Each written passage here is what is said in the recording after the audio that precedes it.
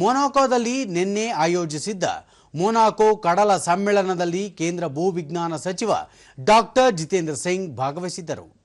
ಈ ವೇಳೆ ಸಚಿವರು ಸುಸ್ಥಿರ ಕಡಲ ಆಡಳಿತಕ್ಕೆ ಭಾರತ ಅಳವಡಿಸಿಕೊಂಡಿರುವ ಕಾರ್ಯಸೂಚಿಯ ಬಗ್ಗೆ ಮಾಹಿತಿ ನೀಡಿದರು. ಪ್ರವಾಸದ ಭಾಗವಾಗಿ ಸಚಿವ ಜಿತೇಂದ್ರ ಸಿಂಗ್ ಮೊನಾಕೋದಲ್ಲಿ ನಾರ್ವೆ ಅಂತಾರಾಷ್ಟ್ರೀಯ ಅಭಿವೃದ್ಧಿ ಸಚಿವ ಆಸ್ಮಂಡ್ ಗ್ರೋವರ್ ಆಕ್ರೋಸ್ಟ್ ಅವರನ್ನು ಭೇಟಿಯಾಗಿ ಮಾತುಕತೆ ನಡೆಸಿದರು. ಈ ವೇಳೆ ನಾರ್ವೆ ಸಚಿವರು ಇತ್ತೀಚೆಗೆ ಜಮ್ಮು ಮತ್ತು ಕಾಶ್ಮೀರದ ಪಹಲ್ಗಾಮ್ನಲ್ಲಿ ನಡೆದ ಭಯೋತ್ಪಾದಕ ದಾಳಿಯ ವಿರುದ್ಧ ಭಾರತದೊಂದಿಗೆ ಇರುವುದಾಗಿ ಭರವಸೆ ನೀಡಿದರು. ಸಾಮಾಜಿಕ ಮಾಧ್ಯಮದಲ್ಲಿ ಮಾಹಿತಿ ಹಂಚಿಕೊಂಡಿರುವ ಸಚಿವ ಡಾಕ್ಟರ್ ಜಿತೇಂದ್ರ ಸಿಂಗ್, ನಾರ್ವೆಯಲ್ಲಿ ಭಾರತದ ಪರವಾದ ಪ್ರಬಲವಾದ ಸಾರ್ವಜನಿಕ ಸಹಾನುಭೂತಿ ಇದೆ. ನಾರ್ವೆ ಜನತೆ ಪ್ರಧಾನಿ ನರೇಂದ್ರ ಮೋದಿ ಅವರನ್ನು ತಮ್ಮ ದೇಶಕ್ಕೆ ಆಹ್ವಾನಿಸಲು ಉತ್ಸುಕರಾಗಿದ್ದಾರೆ ಎಂದು ಹೇಳಿದ್ದಾರೆ.